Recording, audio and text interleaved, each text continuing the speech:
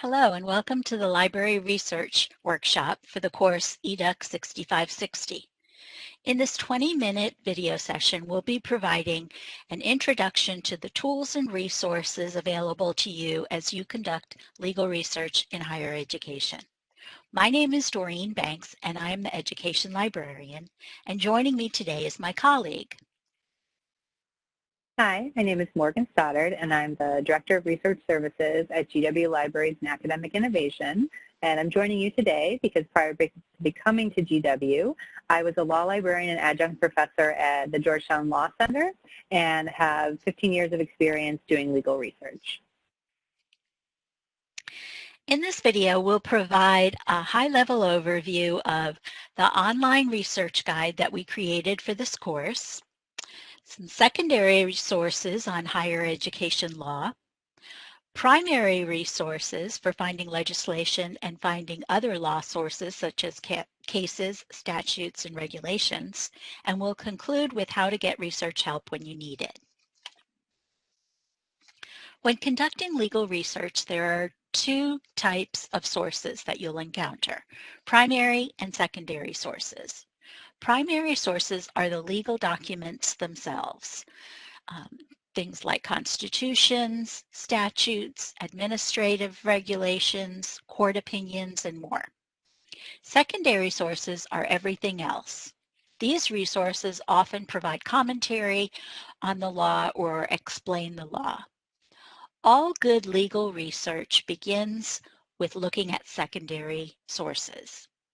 These are resources like books, legal encyclopedias, articles in scholarly journals, and news articles. They provide the context, explanation, and summary of things that are critical to understanding and conducting legal research efficiently. We'll take a look at all three of these: books, journal articles, and news sources. Morgan and I have created an online research guide for this specific course, and the URL is on the screen. The purpose of this online research guide is to provide a one-stop shop to help you access all of the resources that we'll talk about in the video today. Let's look at the page about your legal research project. This page contains boxes about finding primary sources and secondary sources. The box for finding books is over here on the left. To search for books on your topic, go to library.gwu.edu and use the white search box to enter the terms that you're interested in finding a book on. Even though access to GW Libraries building is limited this semester due to COVID, you still have access to all of the library books that you need, both ebooks and print books. If GW Library doesn't have a copy of the book you need, you can place a consortium loan service request for a copy at another library, such as Burns Law Library, and indicate on your request form if you would like to have the library mail the book to you free.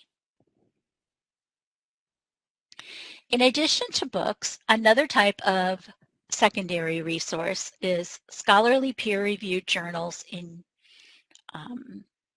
peer-reviewed articles in journals. So I'm going to go down here to box number 3, and you'll see a list of library databases that are best for finding scholarly journals about education and law. I want to point out that the first 3 databases have something unique. The Education, Source, and Educ, the first 2, are databases that specifically cover the literature in the field of education, whereas Legal Source is a database that contains articles in law journals, legal articles. Here's a tip that'll save you some time. You can search all 3 of those databases simultaneously. and I'll show you how. You go into either one of those databases, and then you'll see up at the top the blue link, Choose Databases. When I click that, I get a long list of other databases that I can search for at the same time, and I'll make sure the check mark is next to Education Source, ERIC, and in alphabetical order, Legal Source, and click OK. Now I'll use the white search boxes to enter my terms. A couple of search tips that I wanted to share. First of all, if you have a phrase like I do, I'm interested in finding articles on transgender students, put the phrase in quotation marks, and that will tell the database to only give you results where those two words are next to each other. And then on the next line, my topic specifically is about restrooms or bathrooms, and finally higher education, which I put in quotation marks, or college or universities.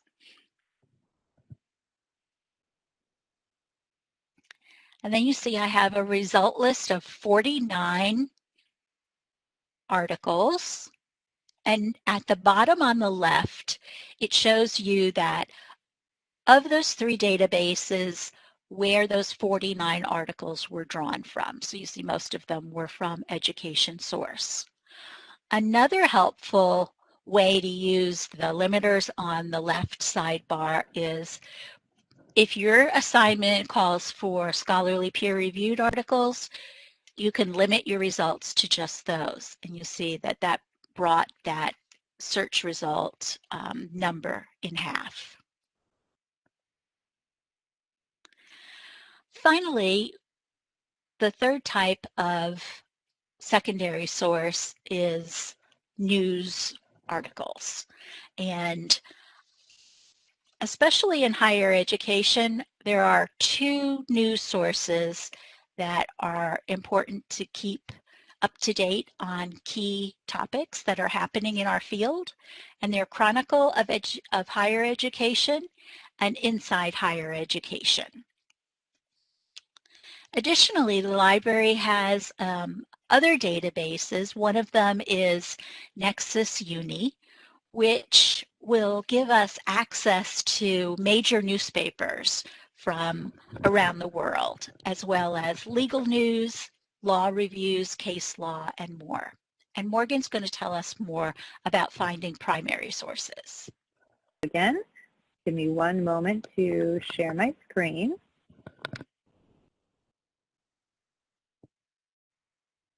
Okay, so let's turn to finding primary legal sources. There are many different types of primary legal sources, but our guide and presentation today is going to focus on three of the main ones in U.S. law, which are statutes, court cases, and regulations.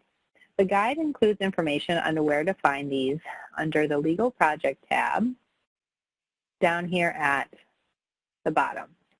Now, there are a lot of places you can find primary legal materials, both subscription resources and free online, but the most comprehensive and advanced legal research resource available to you is Nexus Uni, which I will show you today. In addition to primary legal materials, as Doreen mentioned, it's also a great source for law review articles, legal news, mainstream news, and things like that. Nexus Uni is a little bit hard to use if you haven't used it before, which is why we wanted to do a demonstration today. And the guide also has some resources to help you become more familiar with this database. So to access it, you could just go to our guide and click on Nexus Uni here, and then I already have it opened over in this tab. So this is the main search box for Nexus Uni. Now, Nexus Uni is a very large database with a lot of content. So in general, you don't want to begin with just a basic search here. You will get an overwhelming number of results. Luckily, Nexus Uni provides a variety of ways for you to do a more narrow, targeted search for what you're looking for.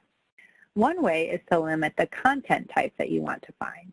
So here, instead of searching all of Nexus Uni, I can go to the drop-down, and for example, if I just wanted to search cases, go to cases, And if I just wanted U.S. Supreme Court cases, I could select it here and enter my search term. And that way, I would only be searching U.S. Supreme Court cases if that's what I wanted. Another option is if you know of a specific source that you want to search, you can type it here in the main box. So if I wanted to look for current laws enacted by Congress, I could search for the United States Code Service, which is where they're published, and either click it here in the drop-down to create a filter so that it was only searching the United States Code Service, or I can click on these lines to the right. And then what you'll see in a moment is I can either just search within the U.S. Code Service, or I can browse through the table of contents, which can be another helpful way to look for information. If, for example, I wanted to look at Title 20 and federal statutes related to education. And finally, the last way you can do a more narrow search on Nexus Uni is to use the advanced search form. Here, you can use the form to construct a more narrow search. So just again, as an example, I might go to the Legal tab and limit my search to just U.S. cases, if that's what I wanted, and then use the form to build my search. So if I wanted to find cases dealing with gender discrimination in higher education, I might search for sex or gender and discrimination and something like higher education or college or university to look for cases that have those terms and deal with this topic. And then I'll click search. And what you'll see in a moment is actually we'll still have quite a few results. As I mentioned, Nexus Uni has a lot of content. So here I can either go back and change my search to make it a little more narrow, or I can use the post-search filters here on the left to narrow my results as well. I could, for example, add additional search terms, limit my results by date, or limit my results from decisions of only specific courts. So here I could limit to U.S. Supreme Court cases to just get those results. Now here, let's take a look at a court opinion. I'm going to scroll down to U.S. versus Virginia, which is an important case dealing with sex-based discrimination. And here we have the opinion in Nexus Uni. Here at the top, we have the case citation.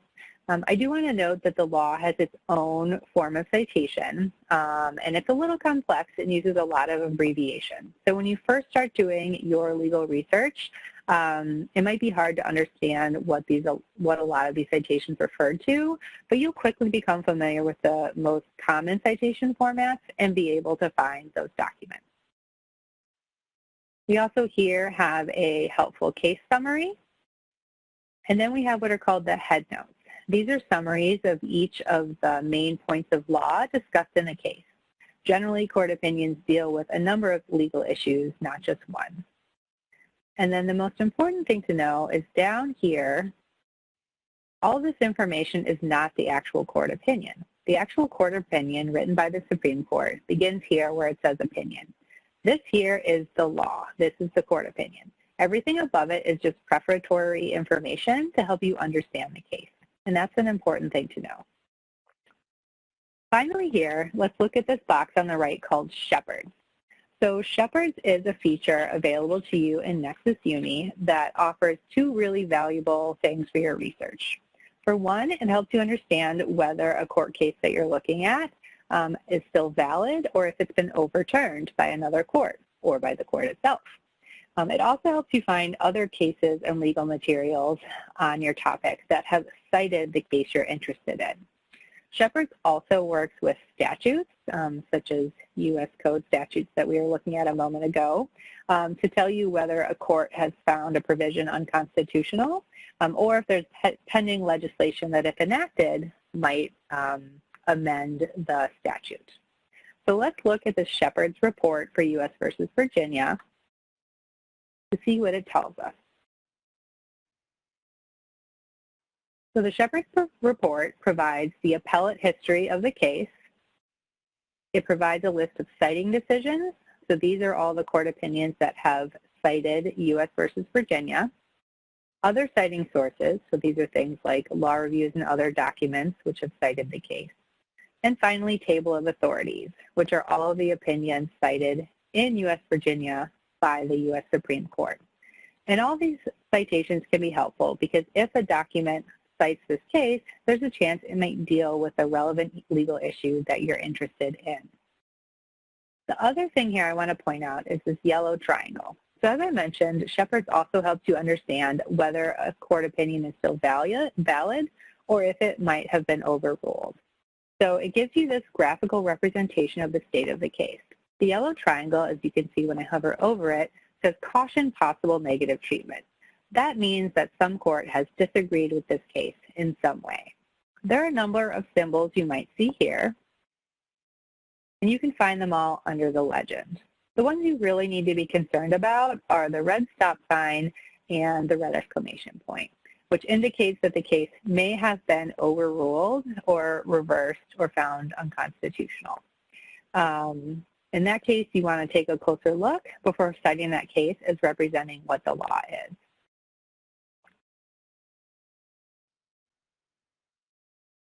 So that's a very brief introduction to Nexus Uni. There's a lot more I could say about doing legal research in this resource, but in the interest of time, let's turn now to legislative research and how you might use ProQuest Congressional for your bill analysis assignment. So I'm going to go back to the research guide here. And for your bill assignment, you're going to need to be able to find current legislation before the U.S. Congress and related documents and analysis. So our guide contains information to help you. It has information on the legislative process, as well as some other tips related to doing your bill analysis project. I'm going to go here to the bill section to point out what are probably the most three important tools for this assignment, which are ProQuest Congressional, Congress.gov, and CQ Federal. We'll only have time today to look at ProQuest Congressional, but I recommend you take a look at all three because they each provide unique tools and resources that could help you in this assignment. So from here, I'm going to go and demonstrate ProQuest Congressional. So you could either access it by clicking it here in the guide, or I have it open in this tab. So this is the main search for ProQuest Congressional, but similar to Nexus Uni, this is a very large database. It contains a lot of content, and you also probably don't want to do just a general basic search because you'll get overwhelming results. So instead, you'll usually want to go to the advanced search. Here you can craft a more specific search for what you're looking for. So here, for example, I'm going to conduct a search for a bill under consideration by the current Congress that deals with higher education and funding for STEM. I'll start by limiting my search to just bills, because that's what I'm looking for, and limit it to the current Congress, which is the 116th. And then I could enter my search terms, which might be, for example, higher education, or college, or university, and STEM. And here I'm going to point out this option that says anywhere except full text. This tells us that I'm currently searching only the metadata for the documents in ProQuest Congressional, so things like the title and not the text of the documents themselves. This can be a useful feature to use because ProQuest Congressional is so large. Searching just the metadata will help you get a smaller, more relevant set of results. I would recommend only changing it to anywhere if you're not finding anything or if you're looking for something very specific that would be contained within the text of a document. So here I'm going to click search and I get my results. Now my results here for bills include two things.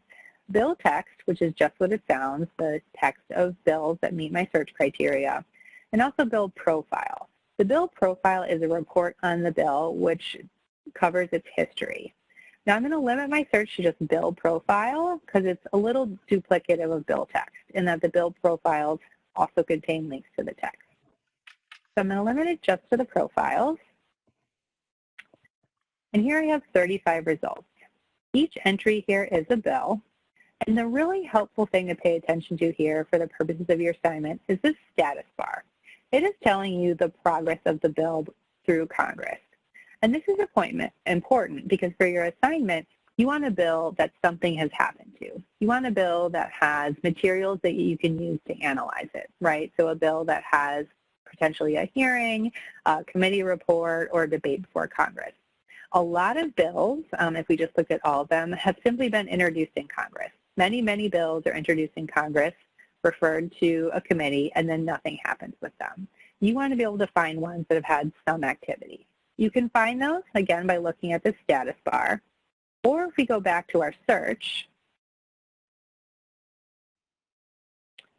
there's an option here to limit by status. So I could, for example, limit my results to just House bills that actually pass the House. Now, just because a bill has passed the House doesn't necessarily mean that it has a report or a hearing or debate, but of course there's a greater likelihood compared to a bill that was simply introduced. But I will go back here to my search results.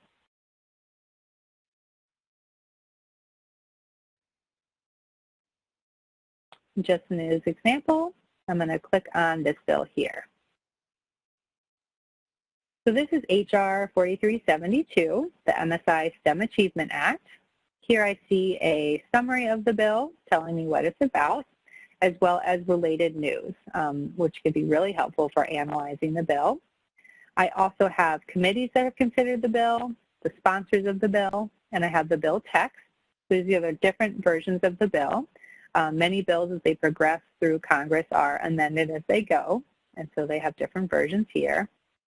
And then I also have the actions. So this is what's sometimes referred to as the bill history or the bill tracking report. This tells me everything that has happened in this bill in Congress from when it was introduced on September 18th through today. And I see here there has been some relevant activity on this bill that I might be able to use to analyze it. There's a report from the House Committee on Science, Space, and Technology, which could have some useful information.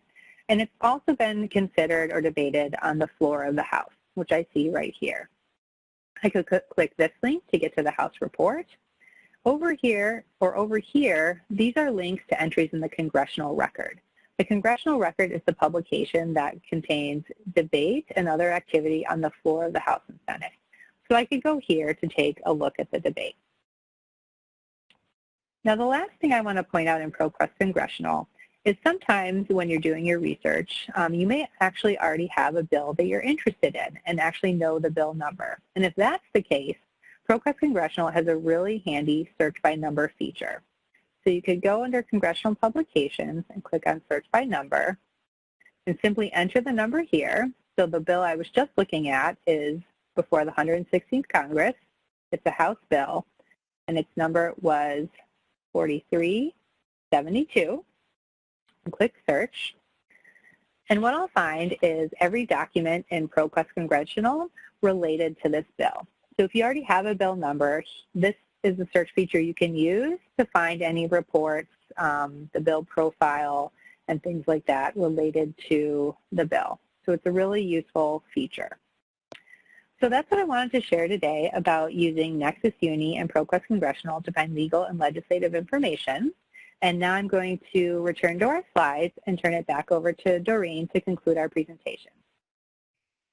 We hope our review of GW Library's legal research tools has been helpful. We're available if you would like more assistance. You can make an appointment with either of us individually, and we're also exploring an option of holding office hours for everyone in the course that might want more assistance. Thank you.